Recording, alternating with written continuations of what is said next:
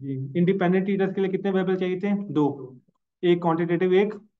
अब ये देखें, मैं वन सैंपल टी टेस्ट को इंडिपेंडेंट टी टेस्ट से रिलेट करता हूँ, ये देखिएगा। 21, 23, 24, 24, 26, 28, 30, 31, 23, 21। कितनी ऑब्जर्वेशन है? 10। डन हो गया। कितने वेरिएबल? एक। क्वांटिटेटिव है, हम इसके ऊपर one sample t test perform करते थे। अब मेरा आपसे एक सिंपल क्वेश्चन है, ये क्लास की एज है, मैंने पूरी क्लास से एज पूछे, इस एज को दो हिस्सों में डिवाइड करें, तो कोई ना कोई बेस चाहिए होगी। बोले, जेंडर हो सकता है, रिलीजन हो सकता है, कुछ भी हो सकता है, कोई ना कोई बेस चाहिए। मैंने कहा जेंडर को बेस बना दो। किससे बेस बना दें? तो मैंने कहा पहला मेल था, male, male, male, male, female, female, female, female, female. Done. तो मैंने इस डेटा को कितने हिस्सों में तोड़ दिया? दो हिस्सों में। टोटल वेरिएबल कितने हो गए? टू। डन। एक ग्रुप है मेल, एक ग्रुप है फीमेल। अब इंडिपेंडेंस टी टेस्ट के टेस्ट पढ़ते हैं। इंडिपेंडेंस सैंपल टी टेस्ट के दो फार्मूला आता है।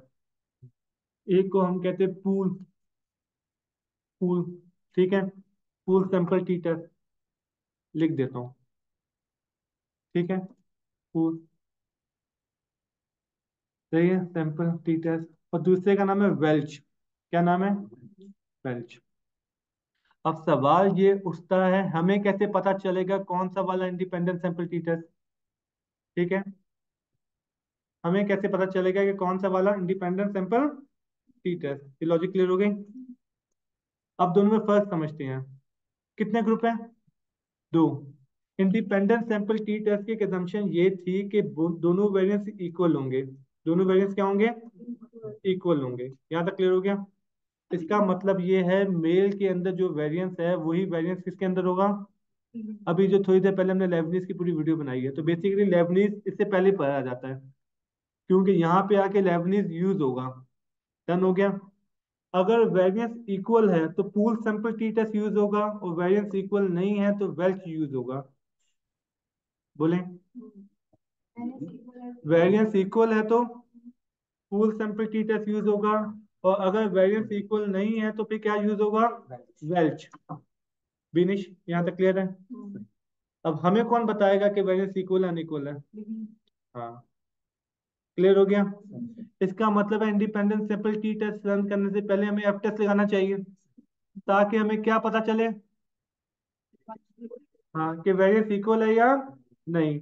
एक दफा में ये पता चल जाएगा वेरिएंस इक्वल है या अनइक्वल, फिर हम डिसाइड कर सकेंगे कि हमें कौन सा वाला टेस्ट लगाना है। क्लियर हो गया? आगे बढ़े। अच्छा, फिर आगे वाला टेस्ट एज्यूम करते हैं वेरिएंस इक्वल है। वेरिएंस इक्वल है, फिर आगे टेस्ट कैसे होगा? मेल का मीन कैलकुलेट करेंगे, फीमेल का मीन कैलकुलेट करेंगे, दोनों का डिफरेंस कैलकुलेट करेंगे। ठीक है, प्रैक्टिस करके देख लेते हैं। यहाँ पे एक वेरिएबल है एज, दूसरा वेरिएबल है जेंडर। डन।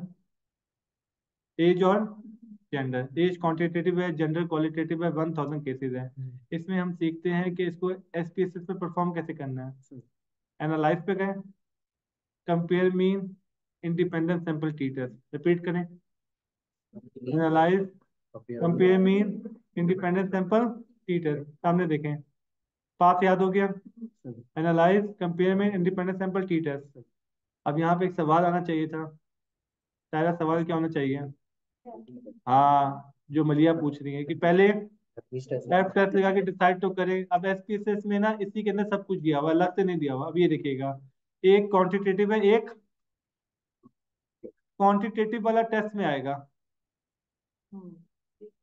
ये याद रखिएगा। क्वालिटेटिव का दूसरा नाम होता है ग्रुपिंग वेरिएबल। क्या नाम होता है? कैटेगोरिकल भी कहते हैं ना। ठीक है, अब ये देखें, एज को मैंने कहाँ ऐड कर दिया? बोले, टेस्ट वेरिएबल में। और जेंडर को मैंने कहाँ ऐड कर दिया? ग्रुपिंग में। डन। जब हमने एसपीएसएस की डेटा फाइल बनाना सीखी थी, तो वहां पे हमने 0 1 वाला मसला पढ़ा था, कि जीरो का मतलब क्या होता है, वन का मतलब क्या होता है। ठीक है, इन्होंने जीरो को मेल कहा हुआ, वन को फीमेल कहा हुआ, तो मैंने यहाँ पे डिफाइन ग्रुप कर दिया कि एक मेल है, एक फीमेल है। क्वांटिटेटिव वेरिएबल टेस्ट में आएगा, क्वालिटेटिव वेरिएबल ग्रुपिंग में आएगा। डन। कहीं पे फिलहाल हम नहीं कर रहे, सिर्फ ओके करते हैं फिलहाल। ये ऑप्शन वगैरह इन सबको चेक नहीं कर रहे, बूस्ट स्टेप कुछ भी नहीं कर रहे। सिंपल क्या करें, ओके करें, इफेक्ट साइज में मैं हटा रहा हूँ फिलहाल, ओके। अब ये देखिएगा, सब रिजल्ट्स को इग्नोर करें, ठीक है। पहले हम डिस्क्रिप्टिव कर लेते हैं, फिर लेबनीज पे आते हैं। कितने मेल हैं, कितनी फीमेल है, 570, यही है ना। पहले काम करते हैं, पेंट ओपन कर लेते हैं। पेंट में फॉर्मूला तो दिखाऊं आपको, करना कैसे चाहिए। सेम फॉर्मूला है, टी का फॉर्मूला क्या था, mean difference divide by standard error. One sample t test में यही पढ़ के आ रहे हैं ना, बोले। वन सैंपल टी टेस्ट में क्या था, x bar minus mu divide by standard error, यही पढ़ा था ना। स्टैंडर्ड एरर का फॉर्मूला क्या था, खोल के लिख देते हैं, x bar minus mu divide by sigma under root n. ये सब याद है, बिल्कुल। शुरू से आते हैं। सेम फॉर्मूला है इंडिपेंडेंट सैंपल टी टेस्ट का।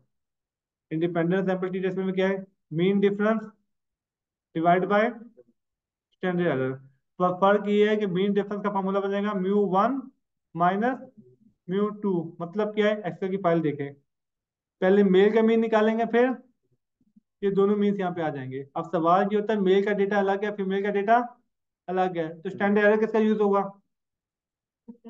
नहीं, दोनों यूज होंगे। N1, फिर दूसरे का भी वैल्यूज कैलकुलेट करेंगे। अभी आ जाते इसके क्रैक कर देते हैं।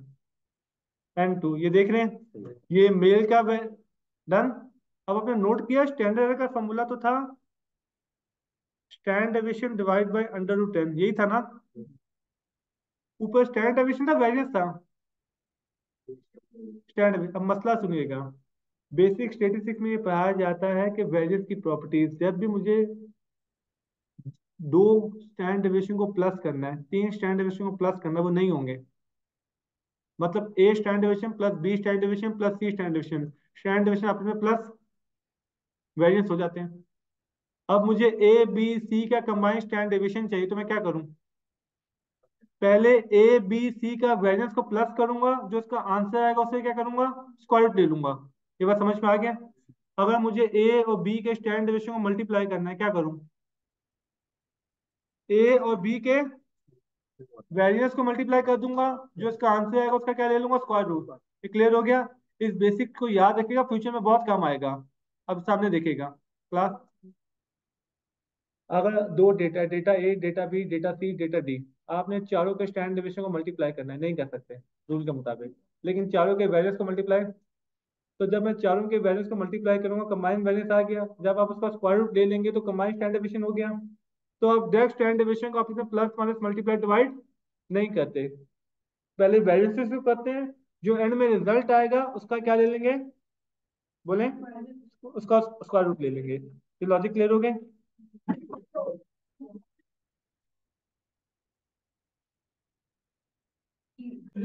अब हम रूल ये पढ़ रहे थे, हम वेरिएंस की प्रॉपर्टी यूज करते हैं, मल्टीपल वेरिएंसेस को मल्टीप्लाई करेंगे, जो इसका आंसर आएगा उसका स्क्वायर रूट ले लेंगे। यहाँ तक लॉजिक याद है। अब सुनिएगा, मुझे दोनों के स्टैंडर्ड एरर को प्लस करना था। अब स्टैंडर्ड एरर में क्या स्टैंड डेविएशन आ रहा है, तो अब तो मैं प्लस कर ही नहीं पाऊंगा। अब देखिए हुआ क्या, एक्चुअल फॉर्मूला था stand deviation divide by under root n, तो मैंने क्या किया, स्क्वायर डाल दिया। तो जब मैं स्टैंड डेविएशन में स्क्वायर डालूंगा, वो क्या बन जाएगा, वेरिएंस, और एन का अंडर रूट। तो फॉर्मूला क्या बना, variance divide by n plus दूसरे का वेरिएंस डिवाइड बाय एन। जब ये दोनों प्लस हो जाएंगे ना, सामने देखें, तो आपने ये फॉर्मूला पढ़ा हुआ है, याद है। ये फॉर्मूला बना कैसे, उसकी लॉजिक समझ में आई, क्लियर हो गया। सिंपल है ये, इससे ज्यादा सिंपल तो हो ही नहीं सकता। आपने मेल के वेरिएंस को मेल के एन से डिवाइड किया, वो ये हो गया, ये वाला हिस्सा देख रहे हैं, ये वाला हिस्सा, ठीक है, स्क्वायर है। और ये फीमेल का वेरिएंस डिवाइड बाय फीमेल का एन, डन। अब बेसिकली स्टैंडर्ड एरर था, तो स्टैंडर्ड एरर में क्या था, एन के ऊपर स्क्वायर रूट चाहिए, तो ऊपर स्टैंड डेविएशन चाहिए, तो उन्होंने होल पे डाल दिया। तो इसका स्क्वायर स्क्वायर कट गया, समझ लें, एन के ऊपर स्क्वायर रूट आ गया। तो ये क्या है, कंबाइन स्टैंडर्ड एरर। तो फॉर्मूला वही है, मीन डिफरेंस डिवाइड बाय, बोले ना, स्टैंडर्ड एरर। डिफरेंस क्लियर हो गया। बैलेंस क्या पे कहाँ खत्म गया, हाँ बस स्क्वायर रूट डाल दिया। अब ये सारी चीजें सॉफ्टवेयर ने की हुई है, हम मैनुअल देखते हैं, ये देखिएगा। ये मेल का एन है कितना है, 483, फीमेल का एन कितना है, 517। मेल का मीन कितना है? और फीमेल का? मेल का स्टैंडर्ड डिवीजन? अब देखिए इसने वेरियंस नहीं दिया हुआ। अब मुझे क्या करना पड़ेगा, उसका एक्सेल में लेके जाना पड़ेगा, इसका वेरियंस निकालना पड़ेगा। ये जो इसका वेरियंस निकालूंगा, ये क्या है इसका एन, इसको डिवाइड करूंगा। फिर इसका वेरियंस निकालूंगा, ये क्या है इसका एन, इसको डिवाइड करूंगा। दोनों को प्लस करूंगा और फिर अंडर रूट। तो ये स्टैंडर्ड एरर आ जाएगा मेरे पास। ये जो 0.795 आया हुआ है ना, ये जो इसने स्टैंडर्ड एरर निकाला है, इसने डायरेक्ट निकाल दिया आपको। ठीक है। ऐसा जो फॉर्मूला होगा वो उसके साथ ही होगा ना, रूट के फॉर्मूले साथ की ही नीड ही होगा। नहीं, आप तो सॉफ्टवेयर पे कर रहे हैं ना, मैं तो ऐसे कंसेप्ट समझाने के लिए कह रहा हूँ। सॉफ्टवेयर ही सब कुछ करके दे रहा है, पर्पज था कंसेप्ट समझाना। फॉर्मूले में तो आपने करना ही नहीं, मैनुअल तो कुछ भी नहीं करना आपने। ठीक है।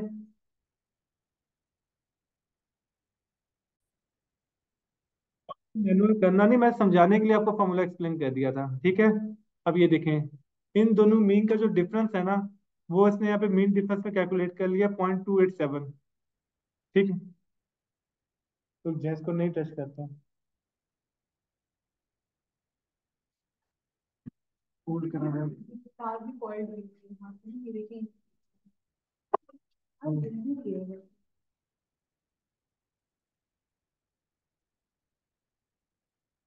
ठीक है, तो स्टार्ट करते हैं। हाँ, तो ये मेल और फीमेल का एन आ गया, दोनों का मीन आ गया, दोनों का स्टैंडर्ड डिवीजन स्टैंडर्ड एरर आ गया। तो पहले हमने मीन डिफरेंस निकाला, ये मीन डिफरेंस आ गया। लेकिन इन सब से पहले हमें ये देखना है कि हमने कौन सा फॉर्मूला यूज करना है।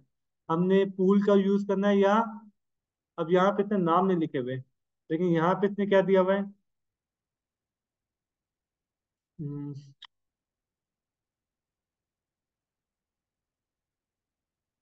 मैं एक काम कर रहा हूँ, वैसे समझा देता हूँ, लेक्चर में दोबारा से अलग से रिकॉर्ड कर